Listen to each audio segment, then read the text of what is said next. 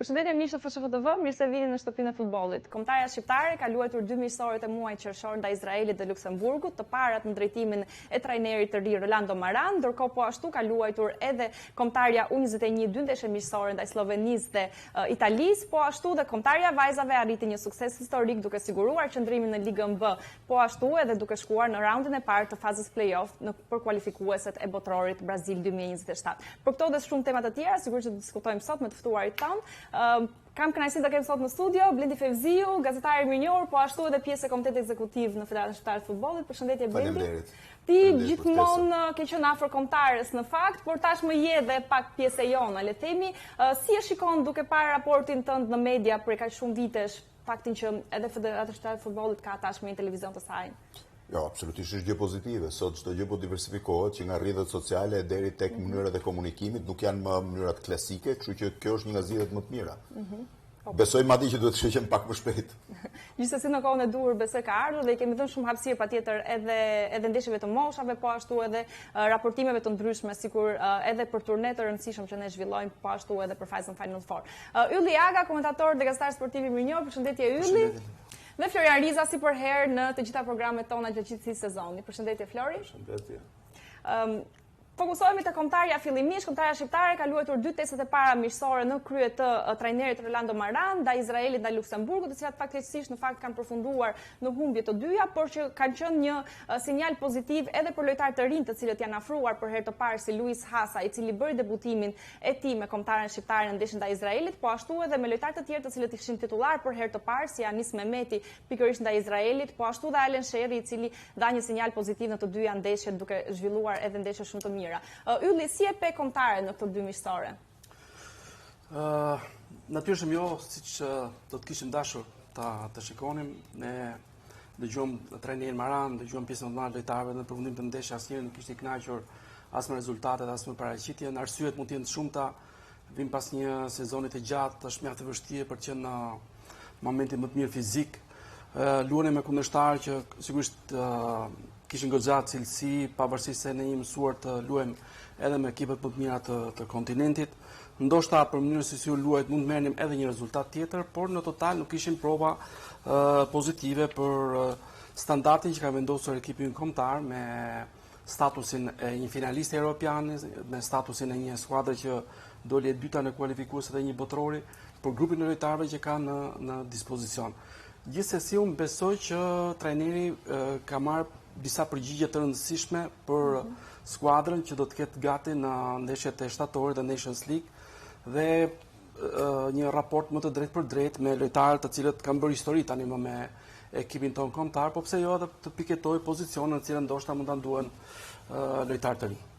Riza, ti si i pe këto 2 ndeshje? Unë kam qenë gjithmonë në mendimin që rezultati i ndeshjeve nuk përbën asnjë problem për mua. Mendoj që rezultati nuk duhet të jetë ai që na orientojë drejt opinioneve dhe komenteve që bëjmë. E rëndësishme është që çfarë trajneri kërkonte nga lojtarët dhe si ata u prezantuan përballë tij për herë të parë. Se është shumë e rëndësishme që lojtarët prezantohen fuqishëm përballë trajnerit. Është momenti ku vlerësohen maksimalisht gjërat. Pjesa tjetër pastaj, sepse kemi të bëjmë nga momenti pas ndeshjes së dytë. Deri në fillimin e Nations League-s janë gati 3 muaj. Kështu që trajneri kontakt me lojtarët nuk do të ketë përveç se këto skautimit që do bëjë për secilin prej tyre. Unë mendoj që ekipi duhet të performonte shumë më mirë, sidomos në aspektin e një dëshire shumë më të madhe për të luajtur. ka një tërheqje për sa i përket këtyre, le të themi, dy luftimeve në fushën e lojës, që edhe pse është ndeshje miqësore, të gjithë lojtarët duhet të jenë të vetëdijshëm që futboll pa ndërhyrje nuk ka, pavarësisht se është miqësore, dhe mendoj që të dy ekipet që luajnë me kundërshtarët tanë kanë po të njëjtin proces fund sezoni, pra janë dhe ata janë të lodhur, dhe ata kanë këtë dëshirën për të bërë pushime, por e vlerësojnë ndoshta maksimalisht. Ndoshta një përqendrim Flori është fakti që një pjesë e madhe e lojtarëve tanë janë në tratativa për të ndryshuar skuadër dhe ka një lloj ruajtje që mos ketë një dëmtim pa dëshiruar dhe dëshira për të justifikuar këtë ekziston në çdo rast. Po un po them atë që mendoj. Domethënë, nëse dikush është pa kontratë ose pa ekip, aq më mirë për të që luaj shumë fort, tregoj çfarë ka ai brenda sepse kemi këtë variantin shqiptar edhe që gjithmonë jemi më shumë se sa jemi. Edhe kjo ndoshta është dhe një detyrë për ju që të krijohet një strategji e përgjithshme, e flas për të gjithë lojtarët e ekipit kontakt, vuan nga Sedra e Smur, e cili është një problem shumë themelor, se i shikoj edhe tek ekipet e moshave, që të gjithë kanë pretendimet e mesit, ndërkohë që futbolli që luajnë nuk është ai për cilin kanë kaq shumë pretendime. Pra në futboll duhet japësh ka lojtarë që kanë përfunduar karriera në futboll pa e ditur që janë kaq të mirë si lojtarë. Po, patjetër, po sigurisht fokusohemi pak më tepër tek edhe ndoshta aspektet pozitive që janë parë në këtë ndeshje. Blendi ti e ke ndjekur gjithmonë kombëtaren, si është kuptimi jote si tifoz i kombëtarës, jo nga aspekti ekspertit le të themi, por edhe si një tifoz. Flasim pyetje për ndeshjet e fundit, si tifoz.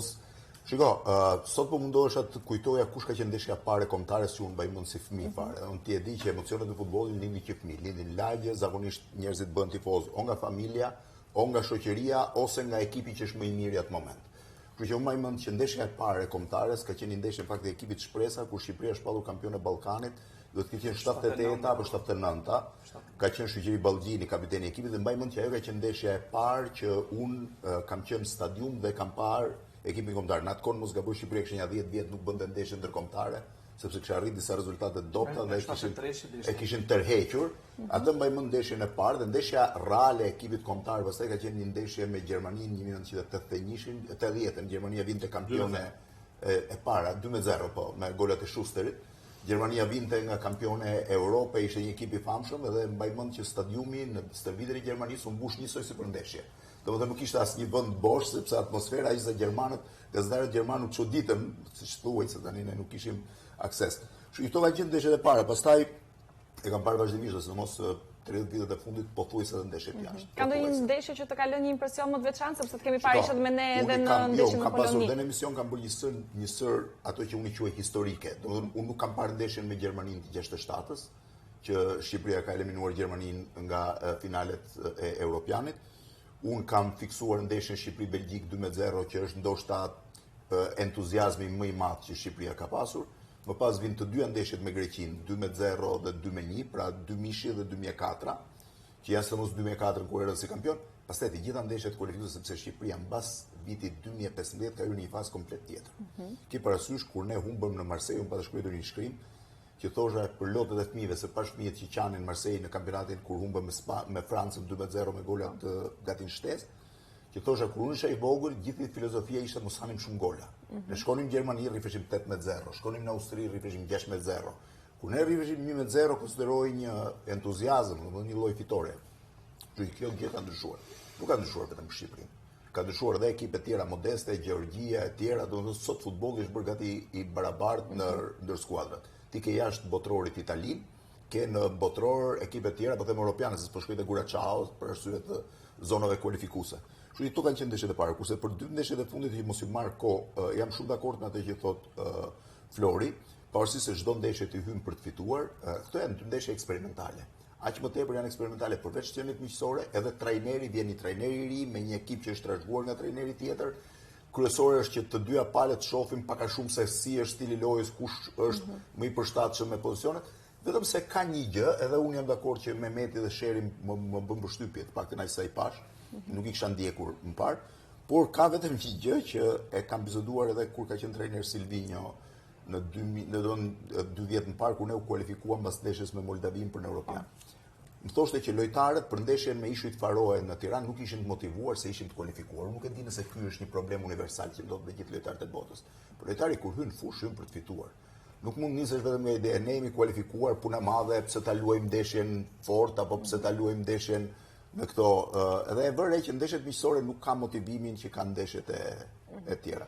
Mbase Riza ka luajtur futboll vetëm mbase kjo është normale, se unë e shoh nga si një tifoz i jashtëm. Për tifozin, pavarësisht që sfida është kualifikimi ose ndeshje kualifikuese, po kur shkon për të mbrojtur ekipin, kur shkon për të mbrojtur për ekipin kombëtar, kur ti dëgjon himnin kombëtar, kur ti fillon të ngjethet mishi, atë që e themi ne ti, ti ke tjetër emocion. Ti nuk e ndan dot është miqësore apo është ndeshje kualifikuese, nuk bën dot llogarit thjesht.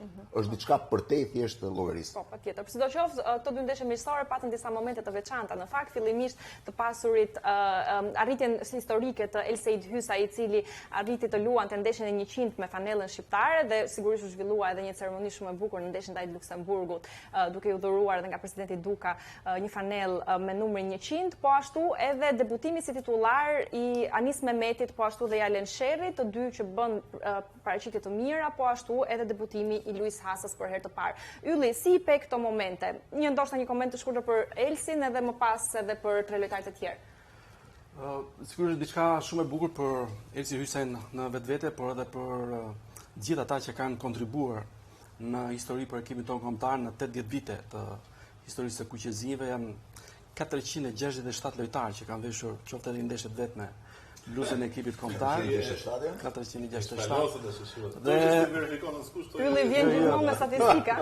Pas të vjen interesant.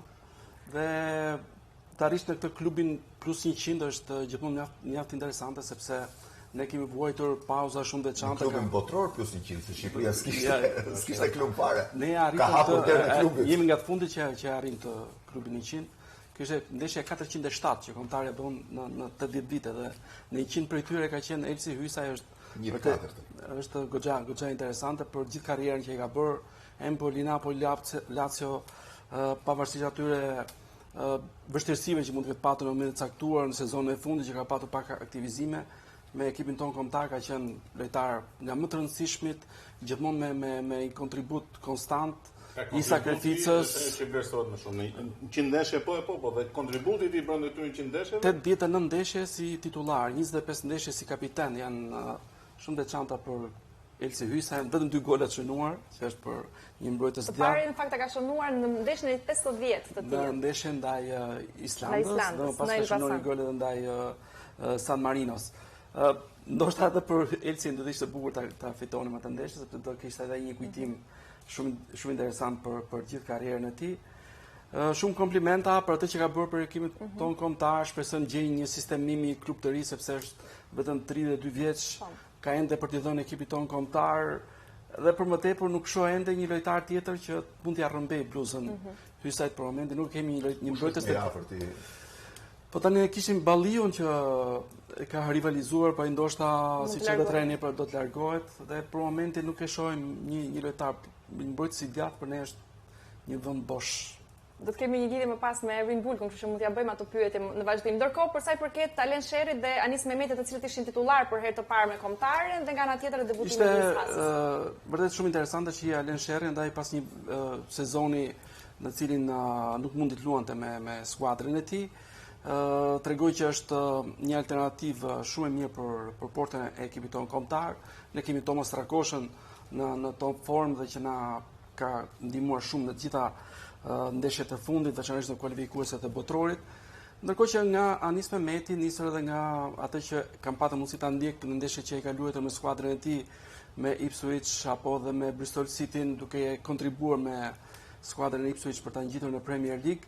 Është një lojtar shumë interesant që mund të jetë në disa pozicione dhe mund të jetë shumë i vlefshëm për skuadrën e re që trajneri Orlando Maran ka në kokën e tij për kualifikueset e Nations League. Dhe pikërisht për të folur ndoshta edhe për ndryshimet të tjera të cilat mund vinë në kombëtaren shqiptare duke nisur nga muaji shtator dhe se si po shkojnë përgatitjet për ndeshjet e Nations League, ne kemi një lidhje direkte me zëvendës trajnerin e kombëtares Ervin Bulku, i cili do të përgjigjet sigurisht pyetjeve që të gjithë i diskutojmë në ditët e fundit. Përshëndetje Ervin.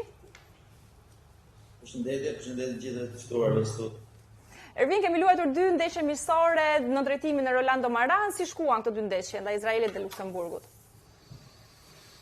Po, është e vërtetë, kemi zhvilluar 2 ndeshje miqësore që ishin shumë të rëndësishme për trajnerin e ri dhe për gjithë skuadrën dhe për gjithë ne, për të, sidomos për trajnerin, për të kuptuar të gjithë cilësitë e lojtarëve dhe për të parë edhe për të vendosur në filozofinë e tij, se është normale kur vjen një trajner i ri, ka filozofinë e tij dhe ka mënyrën e të luajtur të tij.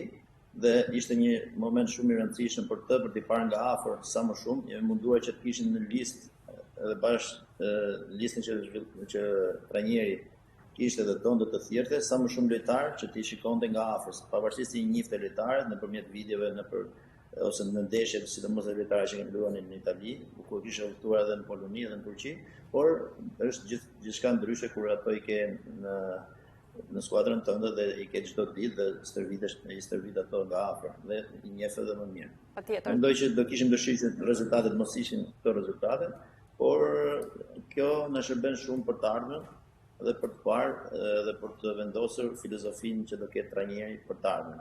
Mendoj që i kanë shërbyer shumë sepse tani ka edhe ide të qarta, njeh cilësitë e lojtarëve dhe mbas këtyre që ka parë këto 10 ditë dhe këto 2 miqësore, e ka të qartë se cila do jetë mënyra e skuadrës për të luajtur në vazhdim në ndeshjet zyrtare që do jenë për kualifikuesit.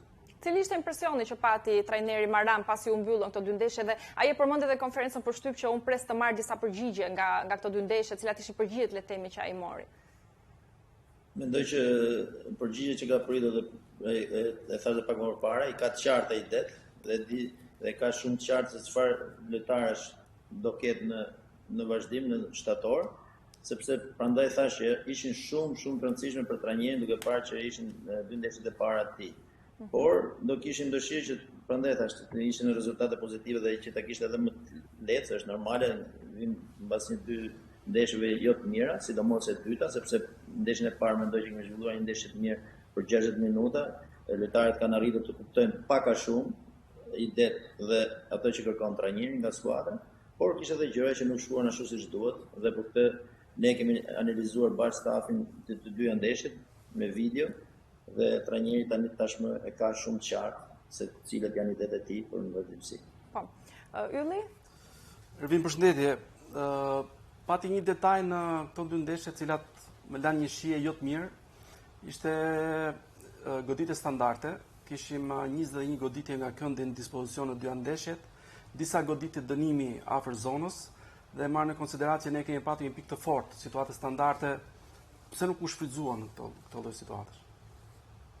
Është e vërtet, por në ditët që kemi pasur në dispozicion vetëm 2 ditë ne jemi munduar që të shfrytëzojmë maksimalisht ditët para ditës, sepse dihet që ditët ka qenë shumë pakta dhe nuk mundet që duke parë që është dhe trajneri i ri dhe ka bërë një vendosje ndryshe dhe ka kërkuar diçka ndryshe nga që ishim mësuar më përpara dhe koha ishte shumë e pakët për të bërë goditje standarde dhe kemi punuar një ditë në aspektin defensiv, vendosje skuadrës, bazë edhe kundërshtarit që do kishim përballë, duke parë edhe si godiste kundërshtarit, por edhe diçka 2-3 momente kur do kishim ne goditje të favor në aspektin ofensiv dhe mendoj që në të ardhmen koha do jetë edhe më e madhe sepse para ndeshjes parë do kemi një javë dispozicion, do mundohem punojmë edhe sa më shumë dhe që të shfrytëzojmë siç duhet dhe sa më mirë këtë goditje standarde.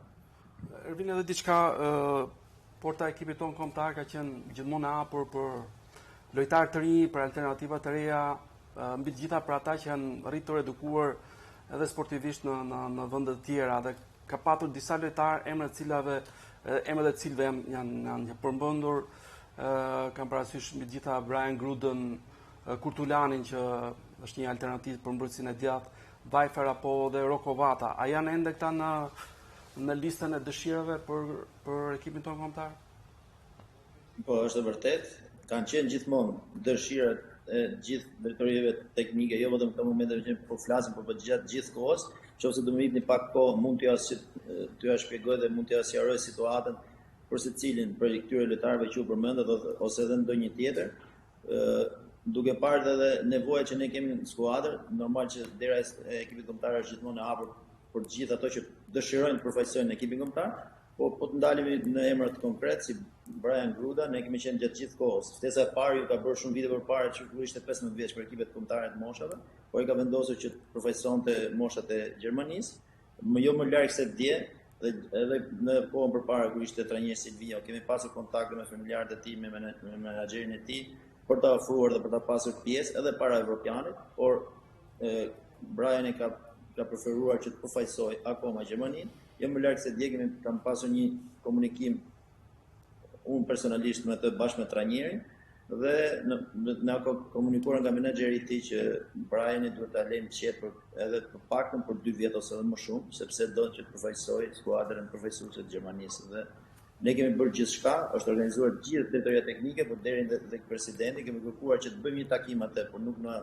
është mundsuar nga ana e lojtarit dhe jemi në pritje. Ne kemi bërë gjithçka nga ana jonë. Thash e fundit ka qenë biseda dje paradite në këtë orë që po flasim tani bashkë me trajnerin, kur trajneri ka kërkuar që shkoj të takojë edhe individualisht për të biseduar, për të diskutuar dhe pastaj ai është lojtari në fund fare që vendos për të ardhmen e tij. Por nuk ka kërkuar që nga ana e menaxherit që ta lëmë qetë sepse do përfaqësoj ekipin e Gjermanisë edhe për 2 vite të ardhshme.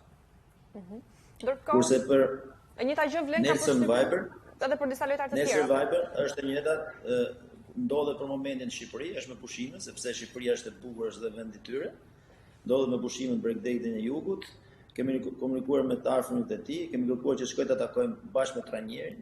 Na ka kërkuar që për momentin jam me pushime dhe nuk mundet që të kemi një takim ose një bisedë miqësore me Viberin, por mos të harrojmë që ne nuk është momenti i parë që ne komunikojmë dhe kërkojmë që ato të bëhen pjesë e Shqipërisë, sepse mos harrojmë që vllai Viberi ka luajtur me ekipet tona.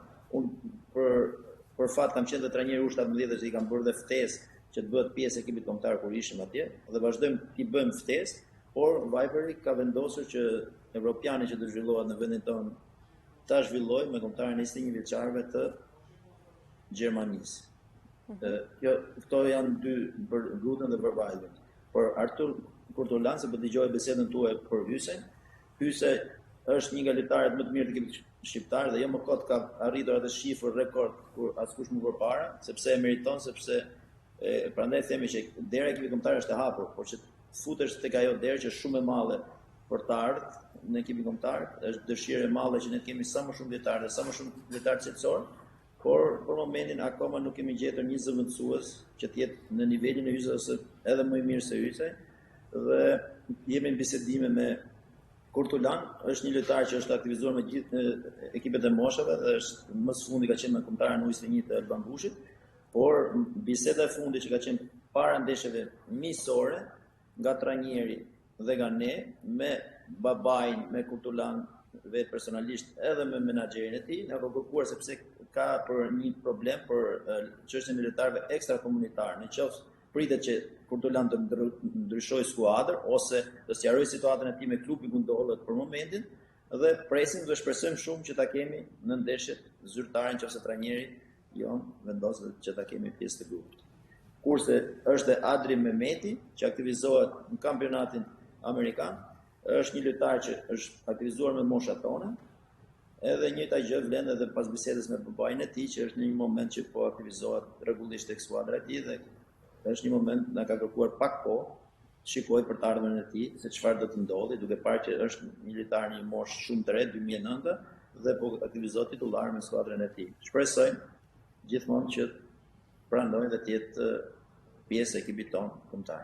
Urojmë fakt të ndodhë kështu Ervin dhe sigurisht që do të kemi hapësirë të diskutojmë edhe të përditësohemi me lojtarë të shumë rinj. lojtarë të tjerë që janë në listën makrolistën siç e quajmë ne, që trajneri ka në tavolinë, po pastaj këto varet nga mënyra se si do kërkojë trajneri ta ketë mënyrën e lojës së tij, çfarë do kërkojë nga këto lojtarë, si do paraqiten këto lojtarë gjatë nisjes së sezonit.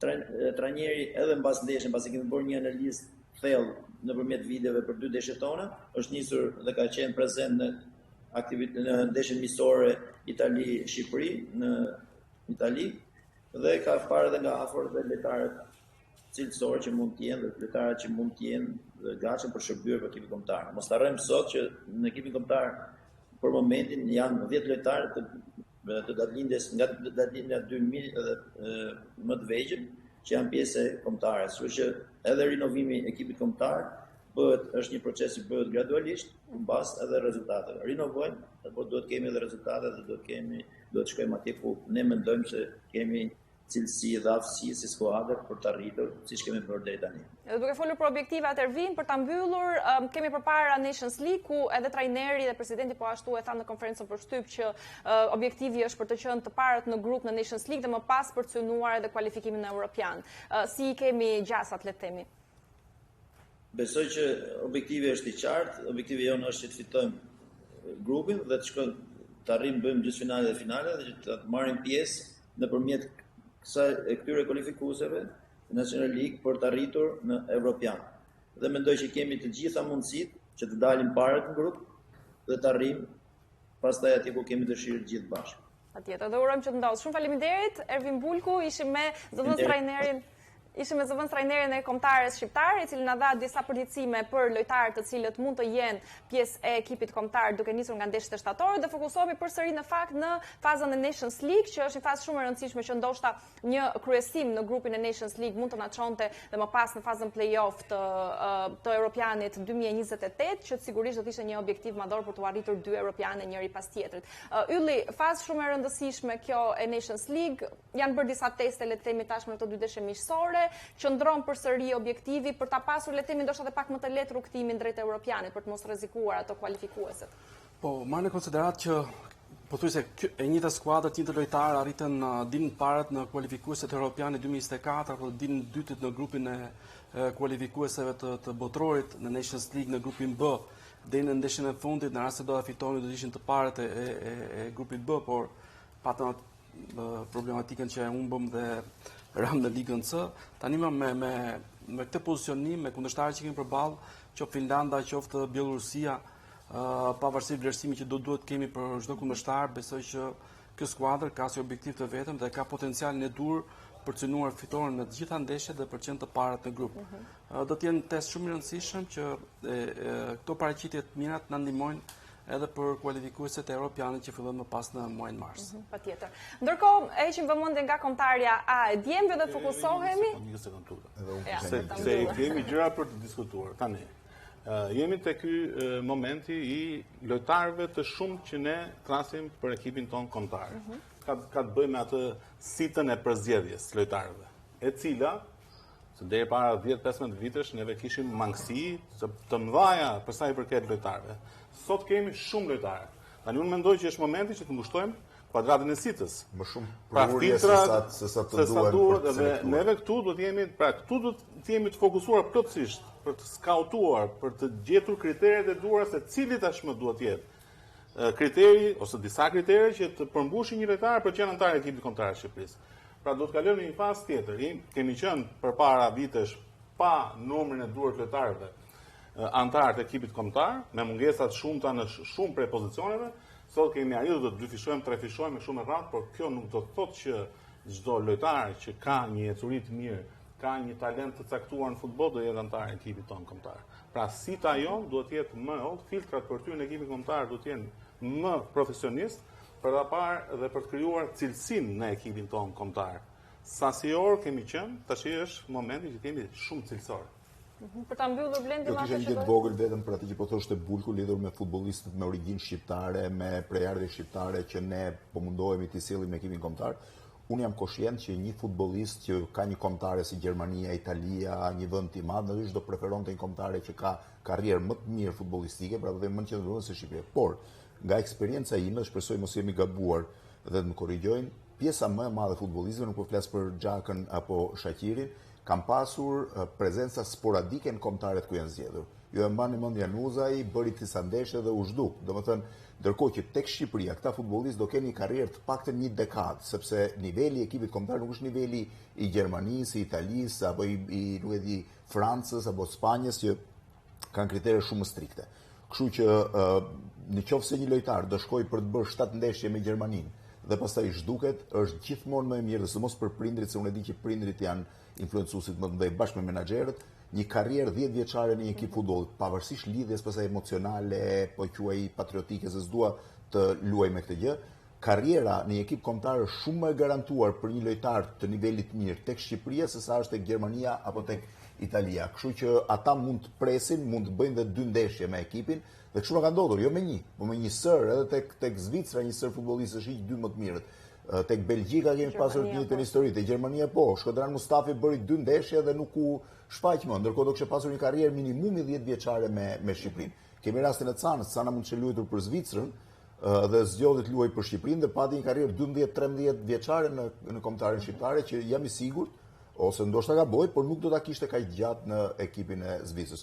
Kështu që kur zgjedhin, duhet zgjedhin duke parë dhe pak afatgjat, jo vetëm momentalisht njeriu na mban shpresa që unë mund të shpërthej, mund të jem një lojtar i mirë në këtë ekip, po me arritjet që ka Shqipëria dhe Shqipëria tani është një përzgjedhje preferenciale, jo vetëm zgjedhje e dytë. Po, patjetër. Dhe sigurisht shembull shumë i bukur ishte ky dhe Jelsi Hysa.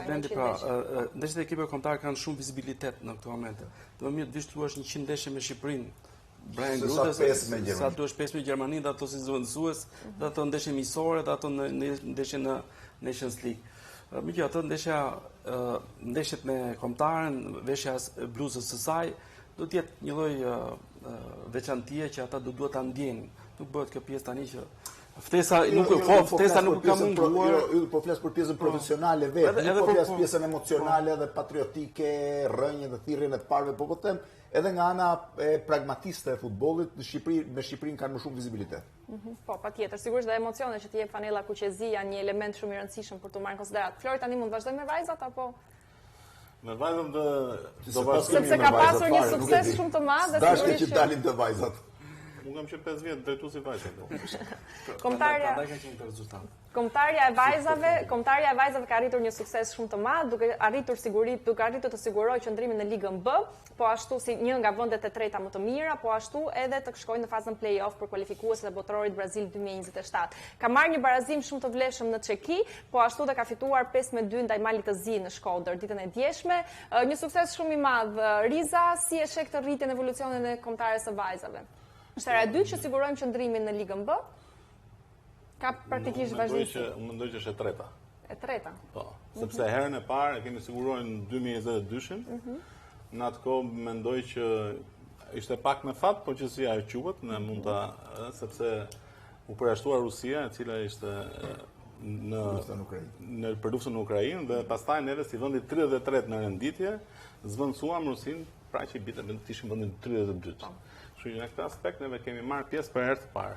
Pastaj kemi qëndruar në sezonin e shkuar të Nations League-s për femra në Ligën B dhe e ripërsërisim këtë sezon. Në fakt, ndeshja në Çeki e siguroi matematikisht këtë pozicion, pavarësisht se do të luanim në ndeshjen e fundit me Malin e Zi, por që nga barazimi në ashtu diferenca me Çekin, diferenca midis vendit të tretë dhe vendit të katërt ishte 4 pikë, kështu që çfarë do lloj rezultati të prodhonte ndeshja e djeshme në Shkodër ndaj Malezine, e kishim siguruar vendin e tretë. Por ndeshja ka specifik për sa i përket të gjithë këtij entuziazmi që sjell një fitore 5-2 në Shkodër, ku neve fal aftësive të gjithë këtyre vajzave që luajnë shumë mirë futboll, kryesisht pjesa sulmuese e ekipit ton, pra kjo treshje e kam përmend disa herë, është shumë e rrezikshme në sulm. Pra Fortesa, Berisha, Megidoçi dhe qendresa Krasniqi, janë vajza që mund të sjellin probleme për ekipet dhe më të mëdha dhe fal kësaj është dhe barazimi në Çeki. Ekipi kombëtar do të luajë për femra dhe për vajza, do të luajë në raundin e parë play-off për Kupën e Botës Brazil 2027. Ke statistika për këtë? Do jo. Po pse jo ke gjithë këto letra, domethënë s'ke statistika të kësaj. Do merret dikush tjetër me do merrem edhe unë. Në fakt, po emëroj dikë që të në fakt shorti do të hidhet në datën 18 qershor për të njohur edhe kundërshtarët. Kundërshtarët e mundshëm janë ekipe sigurisht të rëndësishme si Slovenia, Polonia, Serbia, Portugalia, janë kundërshtarë të rëndësishëm në aspektin edhe të kombëtares së vajzave. Kështu që ylli ti si e ke parë këtë rrugtimin e vajzave edhe sa të mundur mund të kemi për të shkuar një hap më tej, sepse mësuar bëjmë tifo për djemt, por fakt edhe vajzat janë shumë të rëndësishme.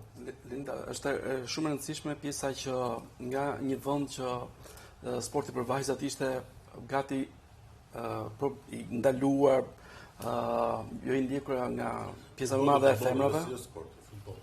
Futbolli. Se sporti tani nga ndaluar apo jo, domethënë kishte një lloj stigme, le të themi, tabuja. I lloj vështirësie për të qenë prezent në atë ambient paragjykim, më shumë paragjykim. Dhe tani jemi në këtë fazë që jo vetëm të jenë në stadiume dhe tani stadiumet janë gati gjysma me femra, të kemi një ekip përfaqësues shumë dinjitos, një punë seleksionuese shumë e mirë me rezultate, të cilat marrë në konsiderat ekipet që janë konkurrente, të cilat e kanë prej dekadash aktivitetin në këto kompeticione. Meriton vlerësime shumë të mëdha për punën që është bërë në këtë periudhë, për trajnerin Grima në veçanti në ndeshjet e fundit, dhe me dëshirën për t'i patur sigurisht një shkallë më lartë në pasues. A do ta derdhësh ti një pikë lodhi në futbollin e vajzave se ti konsumohesh vend te futbolli meshkull? Nuk ka ndërmend fare.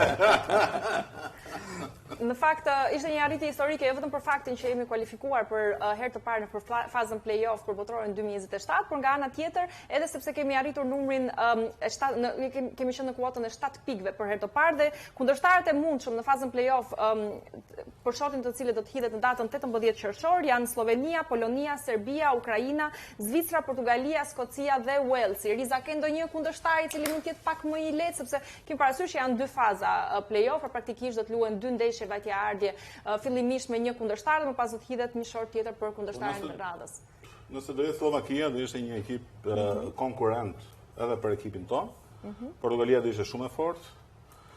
Mendoj që ky është raundi i parë play-off. Pastaj kur kalon në raundin e dytë play-off, kjo vështirësohet akoma më shumë. Bëhet me 50% ose ndoshta edhe 100% më e vështirë.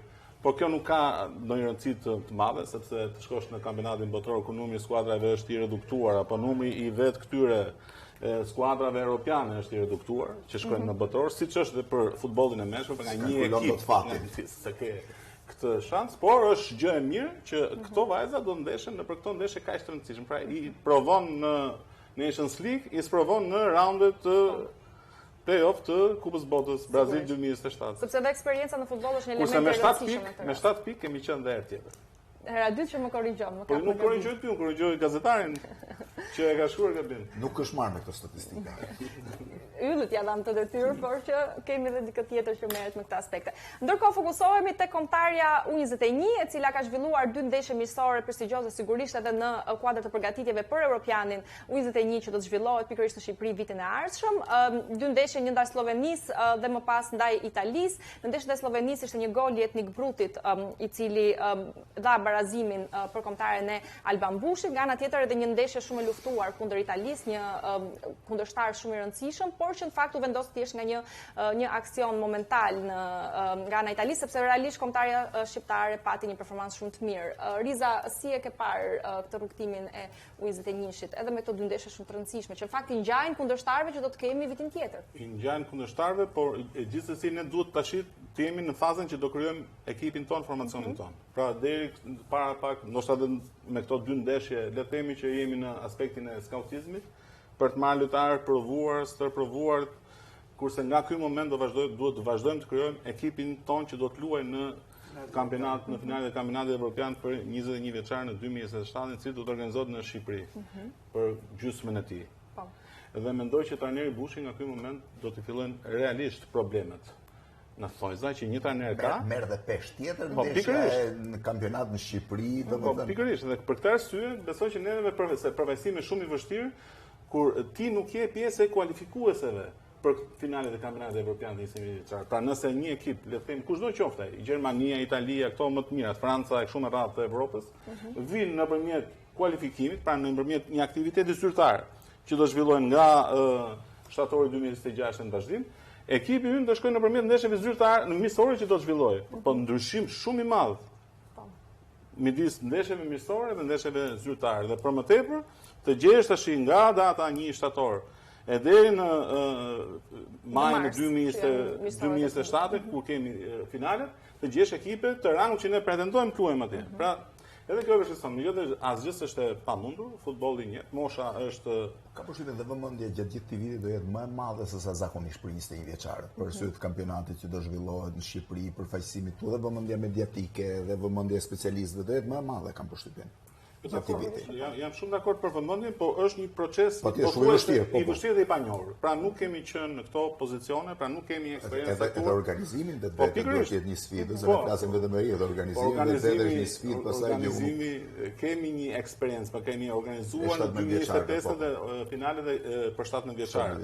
Megjithatë nuk është një talë. Është pak ndryshe, por gjithsesi kemi krijuar edhe stafe përkatëse që kanë një eksperiencë për ta bërë. Kurse për trajnerin e ekipit kombëtar shpresë Alban Bushi është një, domethënë, ecuria për të marrë pjesë në një finale të kampionatit evropian për 20 vjeçar pa ndeshje zyrtare, duket një proces pak. Inshallah drejton të Shqipërisë siç ka qenë fush vet, po. Sulmus. Për ta mbyllur shkurtimisht, Ylli e përmendëm pak më herët edhe përmendi edhe Ervin Bulku që kemi shumë lojtarë në organikën e kombëtares A, që vijnë nga U21-shi, nga ana tjetër dhe vetë U21-shi shërben shumë mirë, jo vetëm kombëtares A, por vetes së saj, sepse kemi lojtarë shumë të rëndësishëm. Ti si e ke parë? Unë besoj të jetë një sprov shumë e rëndësishme, për herë të parë luajmë në një kompeticion të tillë. Do të jetë sprov për organizatorët e këtij aktiviteti, për stafin që është marrë gjatë gjithë kësaj periudhe për të bërë seleksionimin e dur dhe dhënien e shansit lojtarëve tanë më të mirë.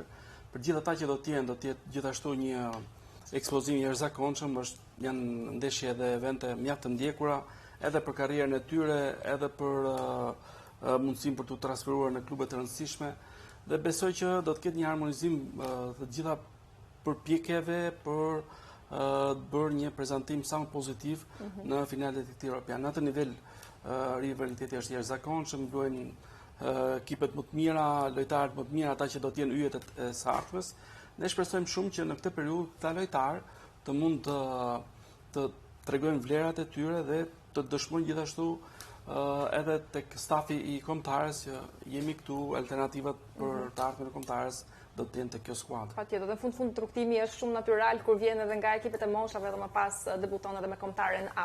E mbyllim këtu me diskutimin për sa i përket kombëtares U21 dhe fokusohemi tek një event i rëndësishëm që është zhvilluar në Federatën Shqiptare të Futbollit ditën e hënë, UEFA Grow Market Research, një kërkim shkencor i zhvilluar nga UEFA në bashkëpunim me kompaninë Nielsen Sport dhe sigurisht rezultatet e këtij studimi ishin shumë interesante për sa i përket Shqipërisë, duke qenë se Shqipëria ishte në vendin e parë për sa i përket interesit për futbollin në të gjithë Europën dhe kishte një rritje shumë të madhe si për sa i përket interesit edhe vëmendjes që ka ndaj kombëtares shqiptare, e cila në fakt ishte goxhan lineare për sa i përket edhe duke nisur nga viti 2016 deri në vitin 2026, ndërkohë që kishte rritje të interesit për futbollin e vajzave, po ashtu edhe të rritjes së imazhit pozitiv dhe perceptimit publik për Federatën Shqiptare të Futbollit, por edhe për futbollin në Shqipëri. Blendi, ti që e ke ndjekur futbollin duke parë parasysh edhe në aspektin mediatik dhe se si perceptohet, si shikon këtë progres të Shqipërisë? Është normale, sepse Shqipëria në 3 europianet e fundit, pra finale 2 herë është kualifikuar. Kur një ekip arrin rezultate, edhe performanca, edhe shoqëria fillon bëhet më e vëmendshme. Mbaj mend një ndeshje vitit 2001, mos gaboj, kundër Anglisë në stadium. Isha duke ndjekur me Spartak Ngjelen dhe që një moment që Rakulli bëri një gol dhe ne patëm një mundësi po luani mirë. Dhe tifozët nuk dinin të reagojnë vetëm në momentin që bëj sulmi dhe Ngjela më tha një gjë interesante, kur ekipi nuk i ka mësuar tifozët me fitore dhe tifozët nuk janë përgatitur për fitoret, nuk dinë si të reagojnë. Tani, se po flisnim dhe për Nation League, problemi është që Shqipëria në çdo grup, në çdo kompeticion Nation League apo në kualifikuese duhet hyj për të kualifikuar, nuk hyn më për të ruajtur vendet e fundit apo vendet e mesit. Në momentin që ti zhvillon ndeshje të mira, vëmendja ndaj futbollit rritet ndjeshëm. I ke parasysh për shembull me që më the këtë para rreth 2 javësh të TG24, faktin që vëmendja ndaj futbollit mbas skualifikimit të Italisë për në botror kishte rënë në total dhe vëmendja ndaj botrorit në Itali, jo vetëm vëmendja ndaj kombëtares së gjithë. Pra çdo gjë lidhet me rezultatin. Edhe kjo është krejtësisht normale. Nëse Shqipëria do vazhdoj të luajë ndeshje të mira, mua më ka ardhur keq për Nation League-n e kaluar, sepse ne për një ndeshje, për një gjë të vogël, një gol, mund të kishim pasur pozicionin tjetër, po një gjë është e sigurt, Shqipëria sot me çdo trajner, me çdo ekip futbolli, me çdo gjë ka arritur një standard dhe duhet shkojë për atë standard. Nuk mund të hyjë më në standarde më të ulta. Kështu që vëmendja publike dhe shoqërisë është krejtësisht normale kur ti arrin rezultate. Po, patjetër. Riza, si e pe këtë raporte dhe të dhënat që sigurisht na shërbejnë patjetër për të ripunuar në fakt edhe për të vazhduar këtë progres që është bërë deri më tani. Pra kjo, domethënë, dëshira e njerëzve për futbollin duhet përkthehet në shifra konkrete për futbollin e luajtur. Pra sa lojtarë dështohen, sa nga këta do të jenë vajza, sa nga këta do të jenë sa do të marrin pjesë, si do ta përmirësojmë ne futbollin në Shqipëri. a biznes superiore, si do t'jenë, sa lojtarë do t'futen. Pra, e gjitha kjo do të përkthehet në shifra konkrete, që neve të njohim zhvillim edhe më të madh futbollit në vendin tonë. E vazhduar dhe më tej, nëse ka dëshirë kaq të madhe, ne duhet kemi projekte konkrete se si shteti duhet të investojë në infrastrukturën sportive në futboll. Një nga pikat më kryesore dhe topësitë më të mëdha që kemi ne është infrastruktura sportive. Fusha, konkretisht fusha e futbollit. Në standarde europiane, të Bashkimit Evropian, është diçka që mungon. Nëse ne do të kemi edhe këto kushte të infrastrukturës, pra fush futbolli me standarde evropiane, cilësia dhe niveli i futbollit tonë do rritet me shumë përqind. Patjetër, dhe në fakt rritja e futbollit nuk është vetëm në aspektet e kombëtares apo të vëmendjes që ka ndaj futbollit, por edhe në të gjithë aspektet e tjera. Një prej tyre është dhe arbitrimi, në fakt ka qenë Florian Lata, i cili ka gjykuar ndeshjen finale të kampionatit U17 ndërmjet Belgjikës dhe Italisë, ku Italia u shpall edhe kampione, që përkon patjetër me një tjetër sukses të arbitrimit shqiptar, sepse nuk është i vetmi dhe her pas here ne kemi pasur arbitra që na kanë përfaqësuar në arenën ndërkombëtare. Një arritje e rëndësishme, sepse ne e provuam vjet emocionet e U17-s dhe të arbitrosh një finale sigurisht që tregon që arbitrimi është rritur në nivele. Është nga lajmet e mira në fund të këtij sezoni futbollistik edhe për institucionin pjesën e arbitrimit, Florian Lata në veçantë, sepse ka qenë nga arbitrat më spikator në këtë sezon futbollistik, nga arbitrat më të aktivizuar, ka bërë ndeshje realisht mira dhe ka qenë një shpërblim për punën që është bërë dhe do të jetë gjithashtu një bazë mbi të cilën do duhet të tentojmë të kemi prezencë edhe në evente të tjera të mëdha, që finale europiani apo ndeshje në Champions League. Por me lejen tënde do të thoya vetëm një fjali për pjesën e raportit që ne ishim prezent. Shqipëria ka qenë një vend goxha futboldashës, paktën ne tre këtu i përkas një brezi që futbolli ishte nga gjërat më të ndjekura, veçanërisht e vendet e mëdha që argëtimi vetë. Shikohin njerëz pafund që mblidheshin përpara një televizor përpara ndeshjet e një botrori. Kemi patur një numër të jashtëzakonshëm tifozësh për ndeshje. Kujtë kemi patur në 85-86-ën, ishim vendi që kishim përqind më të lartë të shikuesve për ndeshje, gati 6.000 tifozë për ndeshje. Në raport me popullsinë ishim më lartë se çdo vend tjetër. Për Tiranën që ta kuptojmë dhe më mirë një fjalë. Për Tiranën si qytet, domethënë Tirana do të kishte edhe më të lartë të shifrës se për shkak të stadiumit që ishte edhe më i madh si kapacitet. Ndoshta ai ishte i vogël për kohën se në raport me shifrën që u tha, pra. Ja gjen mos stadiumet që mos kishte asnjë vend ku të rritet ndeshja. Nëse për gjithë Shqipërinë ishte mesatare 6.000 tifozë në përndeshje, mendoj që për qytetin ton, për kryeqytetin, për Tiranën, kjo shifër do të ketë qenë 12.000. Besoj që sepse kapaciteti i stadiumit dhe unë nervozuar dhe se s'ka kom duket, po kam përshtypjen që ka qenë vetëm stadium Qemalstava që kishte gjithmonë mbi kapacitet. Futeshin gjithmonë ty fishin. Dhe për mua ishte gjë pozitive ajo shifra 78% që kishim njerëzve që ndiqnin futbollin e dëshironin atë. Pikërisht nisur nga kjo bazë. Kemi një bazë të ckaluarës, tani më marrë në konsiderat rezultate pozitive, paraqitjet e mira të ekipit tonë kombëtar, atë stadiumin e Albania që çdo kush dëshiron të jetë aty brenda për ta ndjekur, dhe kjo duhet të jetë një mesazh për gjitha organet shtetërore për ta ndihmuar sportin, sepse është në një fazë shumë të rëndësishme, një kryqëzim ku ka nevojë për të krijuar lehtësira për ligjin e sponsorizimit, për investimin në infrastrukturë, për ta bërë sportin përfaqësues të komunitetet veçanta, duke qenë se kemi lloj problematike që kemi mungesë fëmijësh në qytete gjysmë të braktisura dhe mungesë fushash ato që janë tani më metropolet e vendit tonë. Po, patjetër. Ndërkohë duke u rikthyer përsëri tek arbitrimi, Riza, një element i rëndësishëm, patjetër të arbitrosh një finale europiane, dhe pse është U17, sidoqoftë është një arritje e madhe për arbitrimin shqiptar. Po, dhe neve kemi edhe raste të tjera ku arbitrat kanë qenë pjesëmarrës në ndeshje ndërkombëtare. Dhe kjo është gjë që rrit besimin dhe rrit nxjerr një model të caktuar dhe rrit interesin e njerëzve e brezave të tjerë që të bëjnë arbitra. Sepse në fund fare objektivi është që të kemi sa më shumë arbitra dhe mendoj arbitra cilësor. Sistema e FIFA-s detyrimisht është një gjë e veçantë, por kur arrin të arbitrosh edhe në nivele të tilla, përveçimi i Shqipërisë apo le të themi ajo interesimi i të gjithë do të jetë edhe më i madh që ky nivel arbitrimit shkojë dhe të rritet më shumë. Faktikisht dje, se unë mund të shtoj prapë nga vetja, Emanuela Rusta bashkë me dy arbitret tona ka arbitruar një ndeshje të Nations League Liga A për femra Angli, Ukrainë. Ta thotë që edhe ky është një nivel shumë i lartë. Kujtoj që Anglia është një nga ekipet më të mira në botë në futboll për vajza. Patjetër. Sigurisht që ne na bëjnë shumë të lumtur këto suksese në të gjitha drejtimet e futbollit në fakt. Ndërkohë, ditën e martë, në 16 qershor do të hidhet edhe shorti për sa i përket ekipeve shqiptare, klubeve shqiptare, të cilat do të aderojnë në arenën europiane. Egnatia do të njohë kundërshtarin për raundin e parë për Champions League, ndërkohë që Dinamo Vllaznia edhe Elbasani për raundin e parë të UEFA Conference League. Ylli, si i pret këto ndeshje? Unë besoj që kemi mbritur në momentet të vërtetës, gjatë gjithë sezonit punohet pikërisht për të mbritur në këto nivele, për të u ballafaqur me kundërshtarët evropian, për të tentuar të kalojmë ture të rëndësishme, për të përfituar financiarisht, dhe pse jo për të tentuar pas gati një dekade të kemi një skuadër prezente në fazën e grupeve të Kupave të Europës, ku Conference Liga duhet të jetë një detyrim. Nëse Egnatia do ketë pak shans në short, veçanërisht në raundin e parë, por shikoj edhe skuadrat të cilat janë kundërshtarë, ka më shumë se gjysmën e tyre me të cilat jam i bindur që do t'i kaloj, dhe më pas në vazhdim si bëhet shumë e thjeshtë për të shkuar në fazën e grupeve të Conference Ligës. Në Conference League vllazninë kemi favoritesh në grupin e skuadrës për shkak të koeficientit, që do të ketë një short të lehtë në raundin e parë, ndërsa për Dinamo dhe Elbasanin do duhet presim emrat që do të kemi përballë, por realisht për gjitha ekipet tona, nëse nuk shkojnë në raundin e tretë, do të jetë dështim për të gjitha. Po, sigurisht ne u urojmë gjithsesi shumë suksese ekipeve shqiptare. Në qoftë se nuk shkojnë në raundin e tretë, unë dua që ato të shkojnë gjitha në fazën e grupeve, po minimalisht në raundin e tretë, pse jo në play-off, do duhet jenë besoj që kanë mundësit dhe janë ato kombinacionet që mund të jenë aty.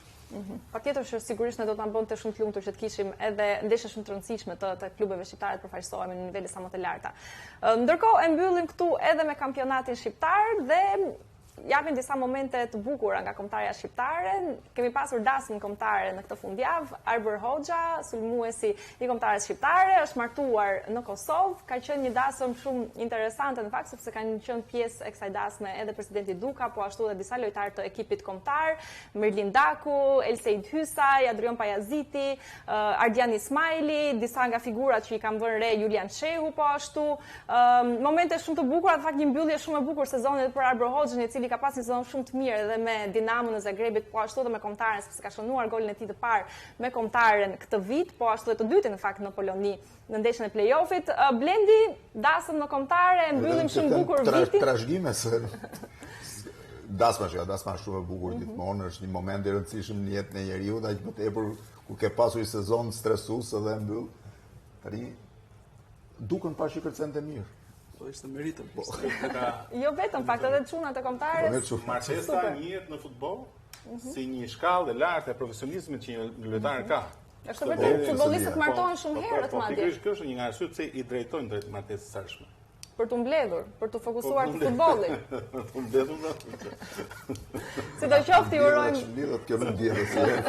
Sidoqoftë i urojmë të trashëgohet Arber Hoxha edhe jetë të lumtur me gruan e tij, po ashtu edhe pushime të mbara për gjithë lojtarët e kombëtarës, cilët kanë nevojë për pak pushime në këtë moment. Unë duhet të falenderoj shumë Blendi Fevziu, Ylli Aga, Florian Riza që ke qenë për herë në programin tonë gjatë gjithë këtij viti, megjithëse një herë kisha munguar, në fakt atë herë që kam munguar unë. Po pse do lija vetëm më?